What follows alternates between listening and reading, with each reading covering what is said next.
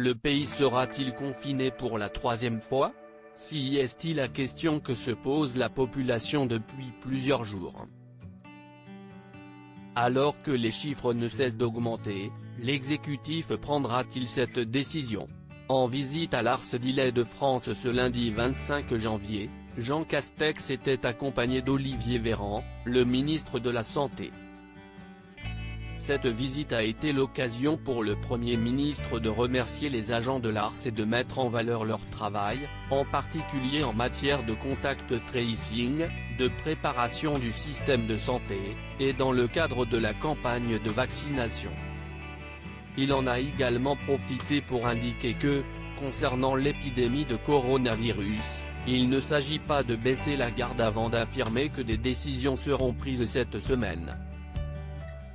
Une simple phrase qui laisse peu de place au doute concernant un nouveau confinement dans les prochaines semaines, voire jours. Tous les indicateurs sont inquiétants, a affirmé Jean Castex ce lundi 25 janvier. Si la rumeur d'un nouveau confinement dès cette semaine a vu le jour sur les réseaux sociaux, l'Élysée a cependant indiqué ce dimanche 24 janvier que rien n'a changé dans le calendrier de l'exécutif. Ainsi, alors que de nombreux internautes annonçaient une allocution d'Emmanuel Macron ce mercredi et un confinement ce jeudi, rien ne semble décidé par l'exécutif.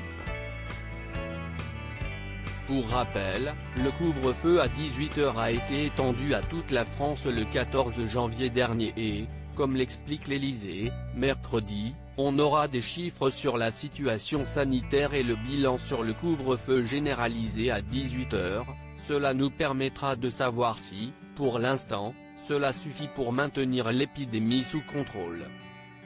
Le gouvernement se réunira donc autour du président de la République à l'occasion d'un nouveau conseil de défense, qui aura pour but de prendre les décisions appropriées en fonction de l'épidémie. Ainsi, le suspense demeure toujours.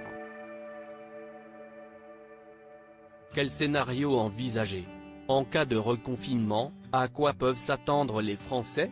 Interviewé par des lecteurs du Parisien le 22 janvier dernier, Olivier Véran a assuré que, si ça ne baisse pas, si les variants commencent à se diffuser partout, alors on prendra des mesures supplémentaires, évidemment.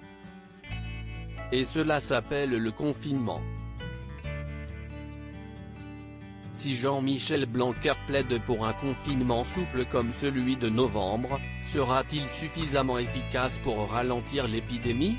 Plusieurs indicateurs nous laissent penser qu'on est très proche d'une situation extrêmement dangereuse, a affirmé Karine Lacombe, membre du conseil scientifique, sur le plateau de LCI dimanche 24 janvier. Les Français doivent donc s'attendre à de nouvelles mesures, même si l'hypothèse d'un confinement strict avec fermeture des écoles et télétravail obligatoire n'est pas l'option privilégiée pour le moment.